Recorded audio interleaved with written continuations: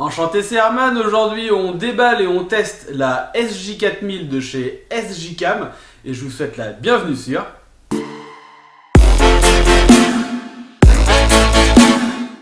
Alors encore une fois, non, ce n'est pas un placement de produit. J'ai acheté ça avec mes petits sous. J'en ai eu pour 46,59 €. Vous allez voir tout ce qu'il y a dans le pack. Franchement, si la caméra vaut le coup pour ce prix, c'est vraiment génial. C'est imbattable. Alors j'ai pas pris le pack le moins cher. Le pack le moins cher devait être aux alentours des 40 €. Parce que je voulais pas avoir le même souci qu'avec l'appareil photo que j'utilise pour mes vidéos. Autrement dit, eh bien, me retrouver en panne de batterie et devoir attendre pour pouvoir recharger. Et donc pour ne pas reproduire ce même problème que j'ai corrigé du coup en achetant des batteries supplémentaires pour mon appareil photo, eh bien j'ai fait pareil pour cette petite caméra en prenant l'option 2, je crois que c'était ça. Et du coup ça me permettait eh bien d'avoir une batterie supplémentaire plus ce chargeur là. Donc on va découvrir tout ça ensemble et puis après on fera un petit test vidéo pour voir la qualité. En tout cas ce qu'il faut savoir c'est que cette caméra a exactement les mêmes dimensions et le même positionnement des boutons qu'une GoPro, et donc du coup si vous avez des accessoires GoPro, eh bien vous pourrez les adapter et ça eh bien c'est plutôt un bon point. Donc voilà la caméra. Alors clairement l'emballage est super beau, c'est vraiment bien fait. Pour le prix on s'attendrait vraiment à un truc tout pourri, mais c'est vraiment très bien présenté. Et ici vous avez le petit chargeur pour les batteries supplémentaires. Donc pour commencer on va un petit peu parler des spécifications. Donc c'est une SJ4000, elle possède un écran 2 pouces, elle est étanche jusqu'à 30 mètres sous l'eau, pas la caméra en elle-même mais le petit boîtier qui est fourni avec. Elle est capable de tourner en 30 fps et en 1080p au format H264, un format très répandu, et le capteur photo est de 12 millions de pixels. Donc moi je l'ai pris en rouge parce que j'aime bien le rouge. Donc elle est déjà dans son petit boîtier étanche. On va la déballer juste après. Et à l'intérieur de la boîte, on a un petit câble USB, micro USB, tout ce qui est de plus classique. On a des petits autocollants donc pour pouvoir fixer les supports sur différents endroits. On a des lanières et ensuite on a deux beaux petits autocollants dans le fond, la notice, une petite chiffonnette pour nettoyer l'écran, la batterie supplémentaire et alors une quantité astronomique de petits accessoires. On a un cache supplémentaire au cas où on casserait celui-là. Alors en fait, pas du tout. Il s'agit d'un cache supplémentaire qui est ajouré pour pouvoir laisser mieux passer le son et qui donc n'est plus étanche, mais ça j'en reparle en fin de vidéo. Pour une petite caméra à ce prix-là, on ne s'attend pas à avoir autant d'accessoires. Après à voir s'ils sont de bonne qualité, mais ça a l'air. Donc ici vous avez deux pads autocollants. Alors celui-ci, je ne sais pas si vous voyez la caméra, mais celui-ci est courbé de manière à le mettre sur un casque. Et celui-ci est droit, voilà, pour le mettre sur une surface plane. Et donc en toute logique, la GoPro vient se clipser dessus. Voilà, exactement. Donc vous collez ça sur votre casque et vous n'avez plus qu'à fixer votre GoPro dessus. Et vous pouvez orienter la position avec la molette. Ça tient bien, ça s'en va pas. Le seul truc qui pourrait se barrer, c'est l'autocollant. Mais sinon le reste tient bien et ensuite on n'a plus qu'à l'enlever en faisant une pression comme ça. Et ensuite on a tout un tas de petits accessoires pour pouvoir positionner la GoPro comme on a envie. Par exemple on peut défaire ça, venir le mettre ici, voilà, et donc ça nous fait une articulation supplémentaire. On peut venir mettre encore un autre petit accessoire pour le mettre dans l'autre sens. Voilà, ça nous fera du coup une articulation comme ça, une articulation comme ça. On peut vraiment faire tous les montages qu'on veut et ça c'est vraiment cool. Le plastique a l'air d'être assez résistant et de bonne qualité. Après bien sûr à voir avec le temps. Ensuite vous avez ici un petit accessoire qui permet de venir se fixer sur une barre. Donc logiquement c'est pour mettre sur un guidon de vélo. Vous pouvez régler comme ça la hauteur. Vous venez mettre votre guidon de vélo à l'intérieur et vous avez juste à serrer. Ensuite vous pouvez venir brancher votre caméra là-dessus. Alors ici encore une autre articulation. Et le dernier petit accessoire, c'est celui-là. Donc ça c'est uniquement un support qui vous permet de fixer votre GoPro sans le boîtier étanche. Si vous avez envie de l'utiliser voilà, sans le boîtier étanche, vous pouvez. D'ailleurs, on va le faire tout de suite pour vous montrer. Donc pour ouvrir, c'est très simple, mais c'est vraiment bien verrouillé, franchement. Il n'y a pas de risque que le boîtier s'ouvre tout seul. Et donc pour l'ouvrir, il suffit de pousser sur le bouton Open. Et dans le même temps, lever la languette ici. Voilà. Et voilà. Ensuite, tout vient.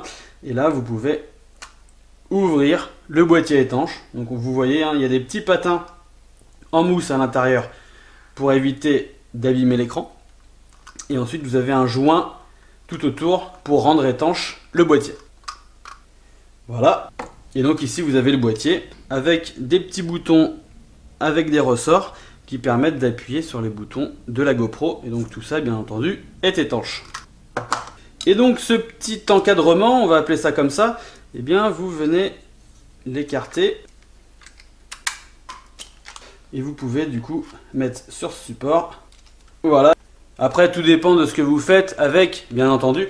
Mais moi, c'est vrai qu'avec les travaux que je fais en extérieur et les vidéos que je peux faire de mécanique, etc. ou de maçonnerie, je vais préférer quand même utiliser le boîtier étanche par sécurité.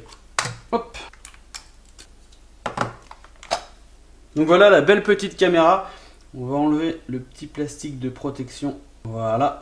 Ici, on a l'emplacement pour mettre la micro SD avec le petit port USB. Et je pense que juste là, c'est le micro. Mais je suis pas certain. Mais les trois petits points, je pense que c'est le micro. Puisque l'autre côté ici, nous avons des petits trous pour le haut-parleur. Ici, au-dessus, nous avons le bouton OK. Avec une lettre d'indication de fonctionnement. Devant, c'est le bouton pour l'allumer. Et sur les côtés, on a un bouton haut et bas. Derrière, le petit écran 2 pouces. Et en dessous, l'emplacement pour la batterie. Donc, il suffit de tirer sur la languette, d'enlever ça. Et vous avez accès à la petite batterie amovible. C'est une batterie donc 3,7 volts, 900 mAh. Hop. Ici, comme je vous l'ai dit, la petite batterie supplémentaire. Tout bien emballé dans une belle petite boîte. Donc ça, c'est pratique aussi d'avoir des boîtes pour ranger les batteries. Ça les protège énormément. C'est comme sur du coup mon Sony Alpha 6000, les batteries supplémentaires que j'ai achetées. Eh bien, j'ai cherché absolument à ce qu'elles aient des boîtes, puisque voilà, ça permet de les protéger de tout et n'importe quoi. Et il peut se passer plein de choses, et donc comme ça, l'humidité ou la poussière, elles sont vraiment bien protégées. Et ça, c'est vraiment très pratique. Ici, comme je vous l'ai dit, le câble USB pour recharger. Et ici,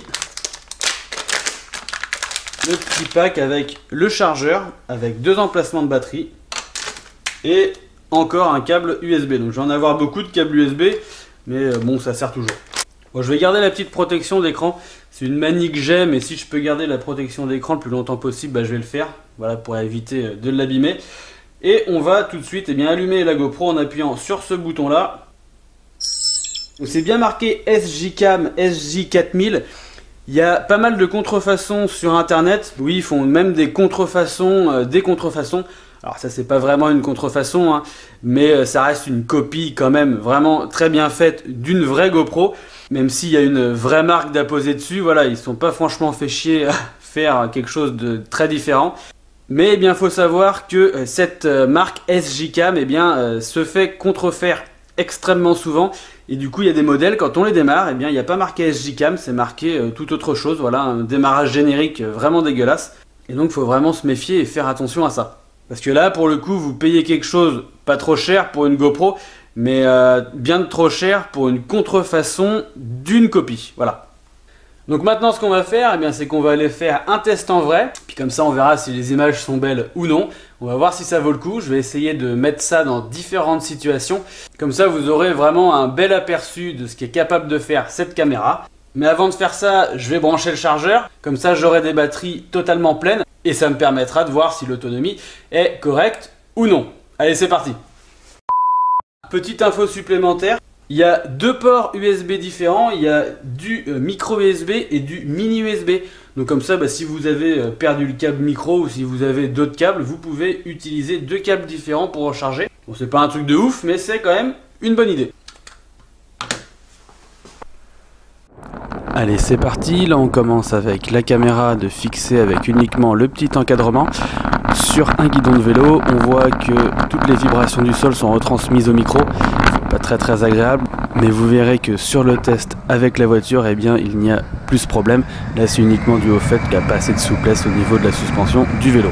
Je vous laisse avec l'avion qui décolle et ensuite vous allez voir sur le petit chemin du retour qu'il y a quand même pas mal d'ondulations au niveau de l'image. C'est le stabilisateur qui essaye de faire son travail, mais malheureusement c'est un peu difficile pour lui.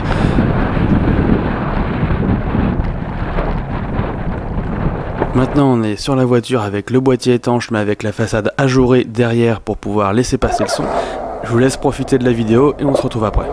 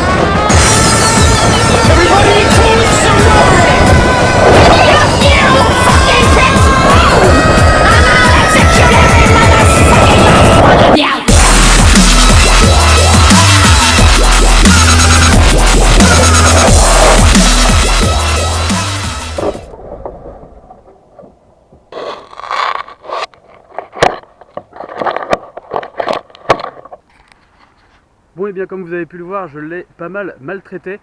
Alors le boîtier étanche, enfin semi-étanche qui laisse passer le son a bien fait son taf, hein. La GoPro est intacte malgré le fait que je sois quand même allé dans l'eau. Au niveau du son par contre, eh ben, il y a quand même eu les bruits de vent, ça on pouvait pas faire sans. En tout cas je suis hyper content de cette caméra. J'espère que la vidéo vous a plu et qu'elle vous aidera à vous faire un avis sur cette SJ4000 de chez SJCam. Voilà, c'est terminé pour l'unboxing et le test de cette petite caméra. J'espère que cette vidéo vous aura plu. Si c'est le cas, n'hésitez pas à liker, à partager et surtout à vous abonner si ce n'est pas déjà fait. Le plus important et ce qu'il ne faut surtout pas oublier, c'est que dans la vie, vos seules limites, ce sont vos idées. Et moi, je vous dis à bientôt.